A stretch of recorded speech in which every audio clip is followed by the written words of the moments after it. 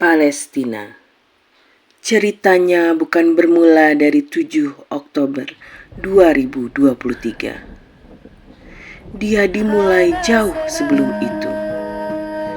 Di akhir Perang Dunia Kedua, tahun 1947, sebuah kapal bernama Agana bersandar di pelabuhan Haifa, Palestina, memohon kepada pemerintah setempat agar 4.700 orang Yahudi yang berada di dalam kapal tersebut diperbolehkan untuk turun.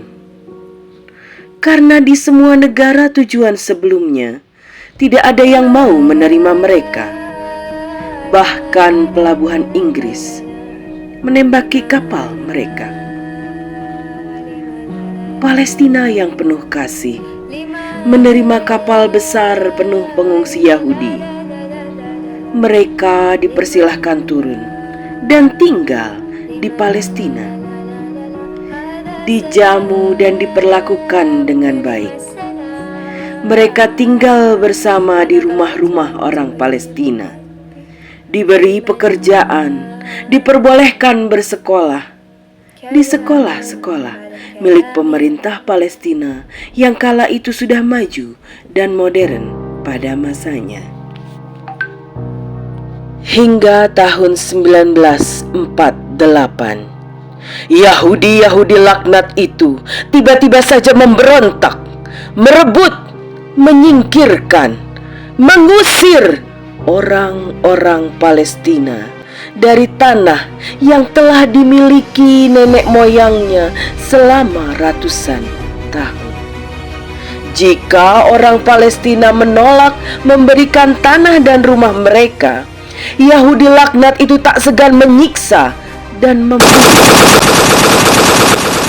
Berbondong-bondong ribuan rakyat Palestina terpaksa meninggalkan tanah kelahirannya yang telah dikuasai Yahudi, yang mulai mendirikan negara Israel. Rakyat Palestina yang tersisa dan tidak mau mengungsi keluar Palestina dipaksa tinggal di kamp-kamp pengungsian di Gaza dan tepi barat. Peristiwa itu disebut Nakba. Nakba adalah bahasa Arab yang berarti malapetaka. Tahun demi tahun, Palestina yang tersisa semakin menyempit karena semakin banyak Yahudi yang diminta tinggal dari benua Amerika, Eropa untuk tinggal di negara Israel dan mengambil tanah-tanah Palestina yang tersisa. Gaza adalah kota kecil di ujung Palestina. Rakyat Gaza adalah rakyat yang setiap tahun diserang oleh Israel, membuat anak-anak yatimnya tumbuh menjadi pejuang. Dengan Al-Quran di dada, mereka dikuatkan Allah menjadi pemuda, bahkan anak-anak yang meski hanya menggenggam batu tapi ditakuti oleh Israel. Oktober 7, 2023. Israel membuat sandiwara bahwa rakyatnya yang sedang menonton konser diserang oleh pejuang Palestina. Padahal boneka-boneka Israel sendirilah yang menembaki dan membuat kekacauan di konser. Sejak hari itu, Israel berusaha membumi hanguskan Gaza. Di Gaza, internet dimatikan, listrik tidak ada, jurnalis, anak-anak, perawat, dokter ditembaki. Suatu hari,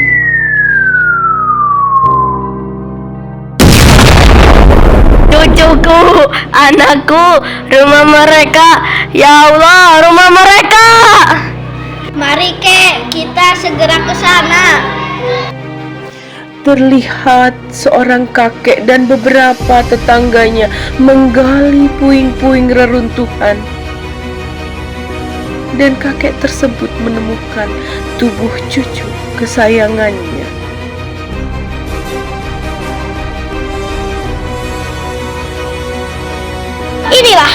Inilah yang terjadi di Palestina hari ini. Israel telah secara terus-terusan membom rumah-rumah, rumah sakit. Mereka melakukan genosida atau pemusnahan. Mereka mematikan internet agar dunia termakan propaganda mereka kalau Palestina adalah penjahatnya. No, Israel lah penjahatnya. If you have a heart, please share.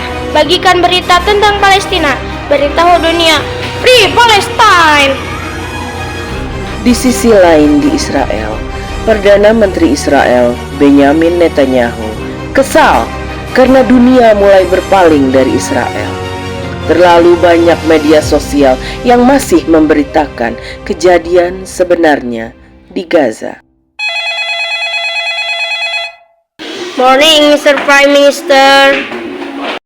Morning. Gimana ini, Mak?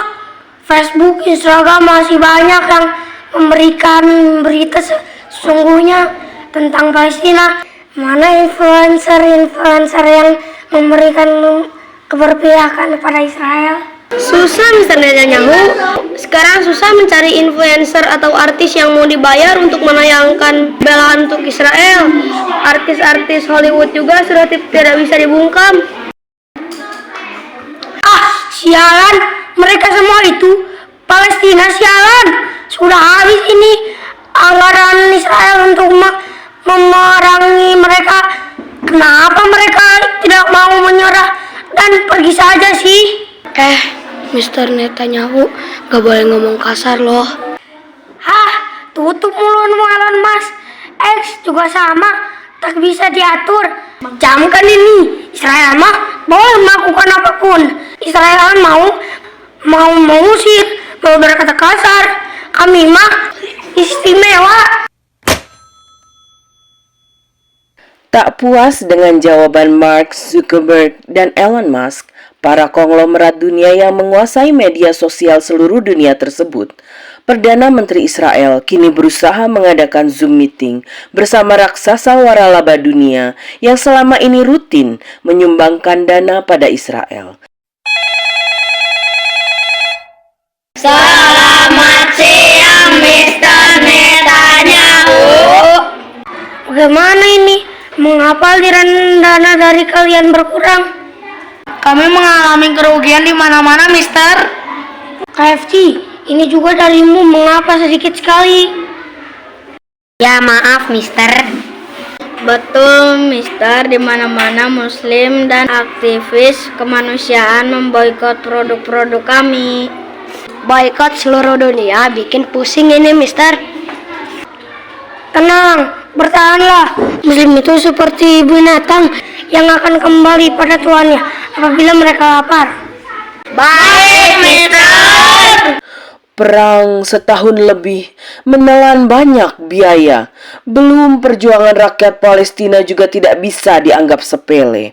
Meski di Palestina, khususnya di Gaza, rumah sakit tak ada. Listrik juga tidak ada. Bahkan anestesi pun tak ada. Dan baru saja terjadi pemboman lagi di lokasi rakyat Gaza yang sedang menerima bantuan. Tolong dokter, tolong anak kami. Iya dokter, tolong kami. Ya Allah, kakinya hancur. Ini harus diamputasi. Dok, tapi kita tak punya anestesi. Laknatullah alaih. Nak Solih, kakimu harus kami amputasi. Mampukah kamu menahannya? Insyaallah. La haula wala quwata illa billah. Insyaallah sesuai janji Allah. Al-Quran itu asyifa, dokter. Masya Allah, nak. Kami rindu pagi yang tenang, pergi sekolah dengan riang, bermain bercanda dengan teman penuh kehangatan. Kami rindu kehidupan damai tanpa kekerasan. Kami ingin hidup tanpa ketakutan. Perang kapan berakhir? Rentetan senjata, ledakan bom, rudal Israel, pesawat tempur. Masihkah harus jadi teman hari-hari kami? Rumah tempat kami bernaung hancur, ayah ibu kami tiada. Bagaimana kami melalui hari-hari tanpa naung? Sering tak kami dapatkan makanan, sekedar untuk menahan rasa lapar. Sering tak kami temukan air untuk redakan dahaga. Sering kami pun harus sembunyi ketakutan di atas puing-puing reruntuhan baru. Kembalikan hak kami untuk hidup damai. Namun perang kau tak akan membuat kami menyerah, membuat kami lemah. La haula wala quwata illa billah. Kami punya Allah, kami punya Al-Quran. Al-Quran adalah nafas kami, Al-Quran adalah nafas, bersamanya kami hidup. Kalamullah menjadi sumber kekuatan kami. Mari teman, Palestina butuh doa kita, donasi kita, dan Palestina butuh kita berhenti berbelanja produk-produk yang selama ini telah terus menyumbang untuk Israel. Bismillah, semoga Allah menguatkan kita semua. Free Palestine!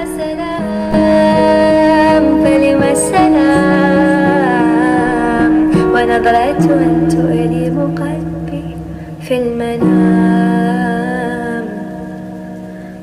كلام بعد كلام وعين